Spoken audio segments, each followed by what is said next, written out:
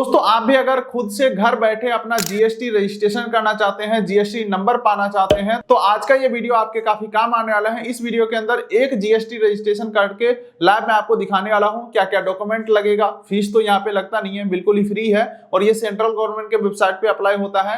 यानी कि अगर आप इस वीडियो को असम, बिहार, पंजाब, उत्तर प्रदेश या भारत के किसी भी स्टेट से देख रहे हैं, प्रोसेस सबके लिए सेम रहने वाला है। बस स्टेट वाइज कुछ थोड़ा सा डॉक्यूमेंटेशन में डिफरेंस हो जाते हैं, तो वो भी इस वीडियो में आगे चल के कवर कर लिया हूं। तो चलिए बेहतर जानकारी के लिए कंप्यूटर के स्क्रीन के ऊपर चलते हैं और रजिस्ट्रेशन का प्रोसेस देखते हैं। वैसे आपके जानकारी के लिए बता दूं, अगर आप इन सब झंझट में नहीं पड़ना चाहते हैं, आप चाहते हैं हम छोटा सा फीस पे करके जीएसटी रजिस्ट्रेशन करवा ले, तो ये सुविधा हमारे पास उपलब्ध है। Contact detail description pin code दे दिया हूं। जीएसटी रजिस्ट्रेशन के साथ साथ GST filing, ITR filing, food licence, ये सब के लिए कॉन्टैक्ट कर सकते हैं। ज्यादा जानकारी के लिए डिस्क्रिप्शन पिन कोड चेक करिएगा। चलते हैं कंप्यूटर के स्क्रीन के ऊपर।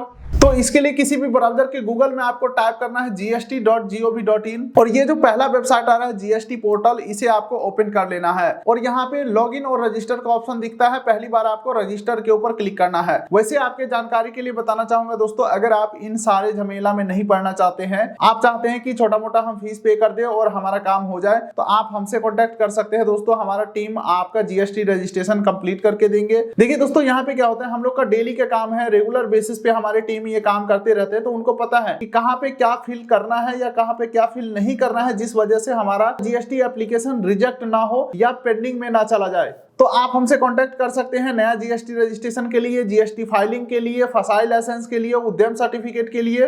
तो ज्यादा जानकारी के लिए contact detail description pin code दे दिया हूं। फिलहाल चलिए अपने पॉइंट पे वापस आते हैं। ये हम आ चुके हैं न्यू रजिस्ट्रेशन पेज के ऊपर। यहाँ पे न्यू रजिस्ट्रेशन सेलेक्ट करेंगे और IMA के अंदर टैक्स पेयर आपको सेलेक्ट कर लेना है। उसके बाद आपको अपना स्टेट सेलेक्ट करना है, जैसे कि मेरा स्टेट है यहाँ पे पंजाब, हमने सेलेक्ट कर लिया। उसके बाद डिस्ट्रिक्ट मैं यहाँ पे सेलेक्ट कर लेता हूँ अपना, आप अपने हिसाब से डिस्ट्रिक्ट को सेलेक्ट करोगे। उसके बाद legal name of the business, यहाँ पे आपको अपना नेम एंटर करना है जो आपके पैन कार्ड के ऊपर प्रिंटेड है, ठीक है। उसके बाद परमानेंट अकाउंट नंबर, आपको अपना पैन नंबर डालना है यहाँ पे, और फिर अंत में आपको अपना एक ईमेल आईडी और अपना एक मोबाइल नंबर एंटर करना है। ध्यान रखिएगा दोनों एक्टिव मोड में होना चाहिए, क्योंकि दोनों के ऊपर ओटीपी आएगा। और अंत में ये जो कैप्चा दिख रहा है सेम टू सेम हम यहाँ पे फिल करेंगे और प्रोसीड के ऊपर क्लिक करेंगे। तो चलिए एक बार मैं ऊपर का सारा डिटेल फिल करता हूँ, फिर प्रोसीड करते हैं। अब देखिए दोस्तों, हमारे मोबाइल नंबर और ईमेल आईडी दोनों के ऊपर ओटीपी गया है। दोनों ओटीपी यहाँ पे एंटर करेंगे और प्रोसीड के ऊपर क्लिक करेंगे। ओटीपी फटाफट से आ भी चुका है मेरे पास। दोनों ओटीपी हमने सबमिट किया है। तो योर टेम्पोररी रेफरेंस नंबर यानी कि TRN नंबर हमारा जनरेट हो चुका है। ये TRN नंबर 15 दिन तक वैलिड रहेगा। 15 दिन तक हमें प्रोसेस को कंप्लीट करना है, ठीक है। चलिए प्रोसीड के ऊपर हम क्लिक करते हैं और अभी जो हमें TRN नंबर मिला वो यहाँ पे एंटर करेंगे और ये कैप्चा एंटर करेंगे और प्रोसीड के ऊपर क्लिक करेंगे।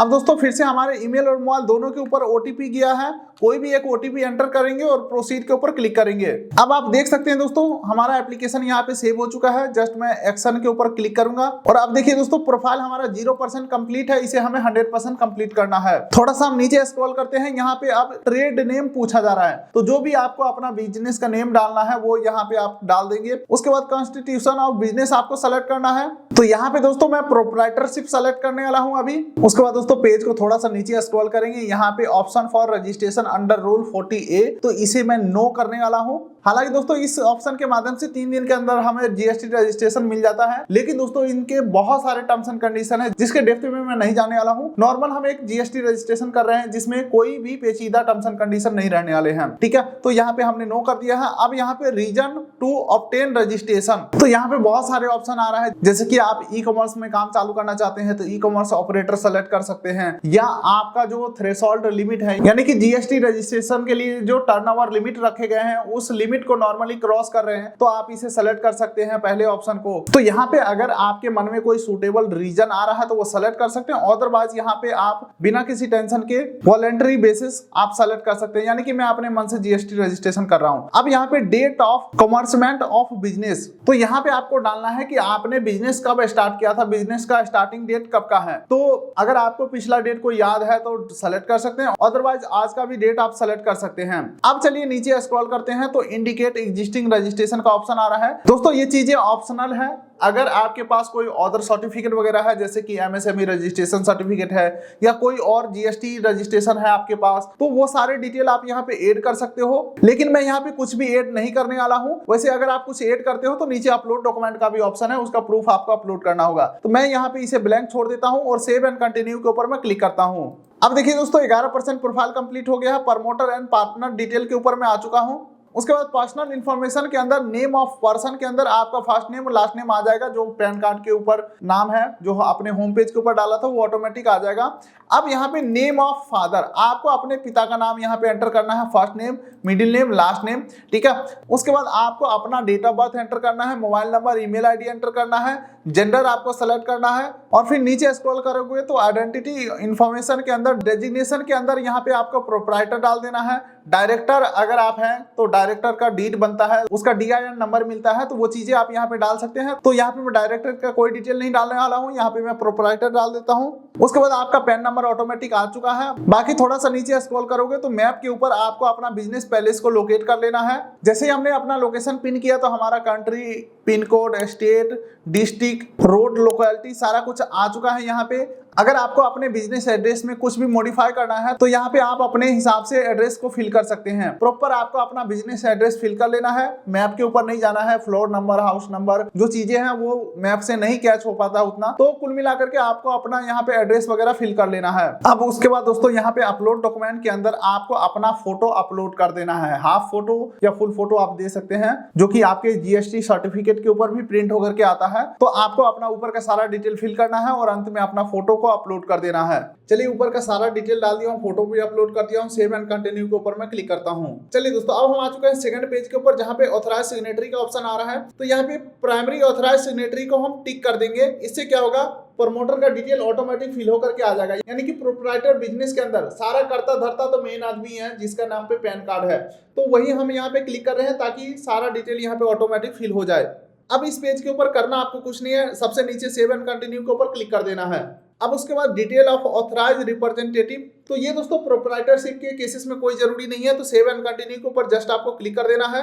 चलिए दोस्तों अब हम आ जाते हैं अगला option, principal palace of business. अब यहाँ पे काफी इंपॉर्टेंट पॉइंट रहने वाला दोस्तों, जिस लोकेशन के ऊपर आप बिजनेस करोगे उसका डिटेल यहाँ पे प्रॉपर देना है, उसका प्रूफ वगैरह भी हमें यहाँ पे सबमिट करना है। सबसे पहले तो मैप के ऊपर अपना जो बिजनेस पैलेस है उसे लोकेट कर लेना है। जैसे हमने लोकेशन पे लोकेट किया दोस्तों, हमारा pin code, state, district, city, pin code, ward number वगैरह काफी चीजें यहाँ पे लोकेशन के बेसिस पे फिल हो चुका है। लेकिन आपको इसे करना है इग्नोर। आपको मैन्युअली एड्रेस फिल कर लेना है। जो एड्रेस का प्रूफ है आपके पास, जो भी बिजनेस एड्रेस है, प्रॉपर यहाँ पे floor number, ward number, house number, जितने भी चीजें हैं प्रूफ के ऊपर, वो सारी चीजें प्रूफ के अकॉर्डिंग यहाँ पे सेम टू सेम फिल कर देना है।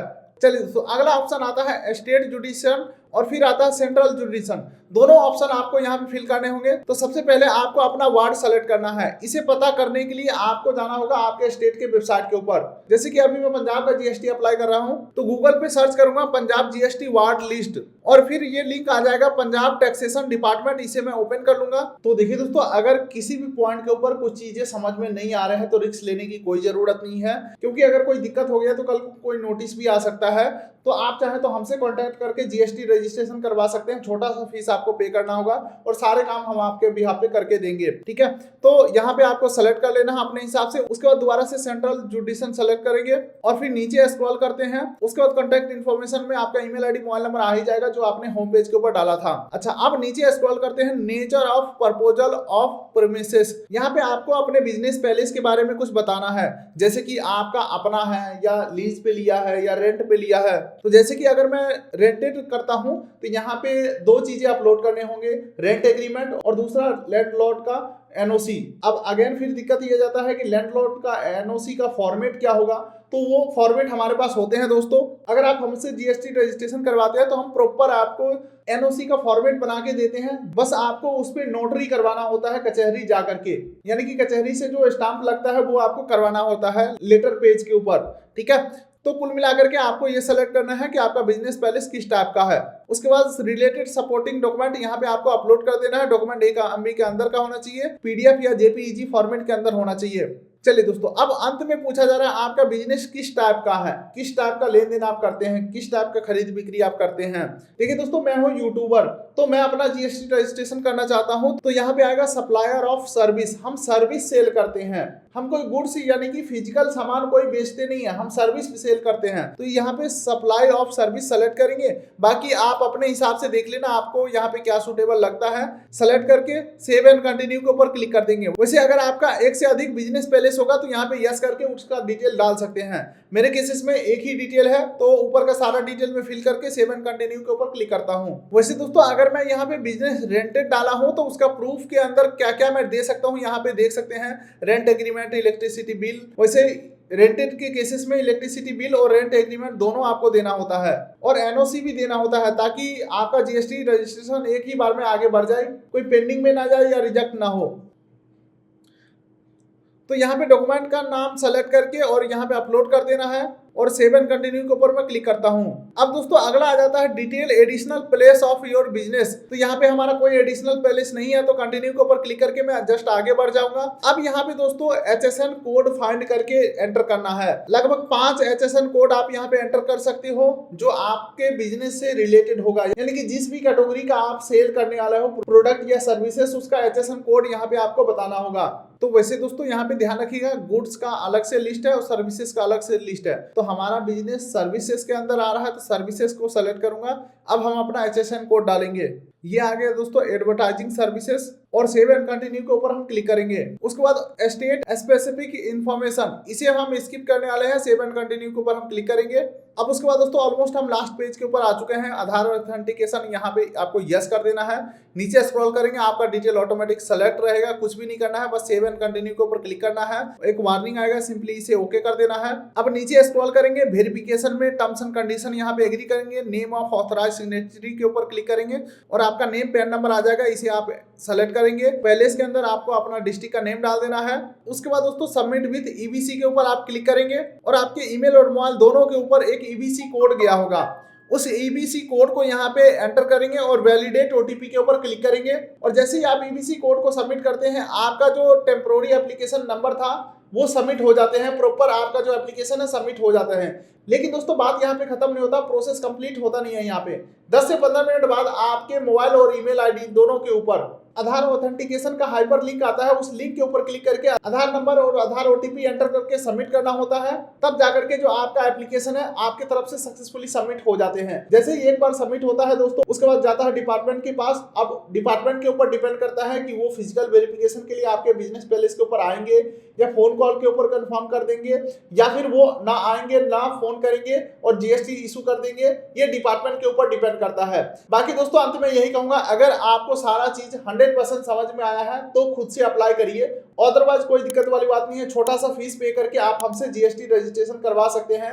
देखिए, फर्स्ट टाइम ट्यूटोरियल देख करके कोई काम खुद से करना या एक्सपीरियंस लोगों से सेम उसी काम को कराना काफी ज्यादा फर्क हो जाता है। खैर, वीडियो को ज्यादा हम लंबा नहीं खींचेंगे। Contact detail description pin code दे दिया हूं। उम्मीद करता हूं वीडियो आपको अच्छा लगा। वीडियो कर दिया लाइक, चैनल कर दिया सब्सक्राइब, ताकि मिलेंगे ऐसे किसी अगले वीडियो में। तब तक के लिए नमस्कार।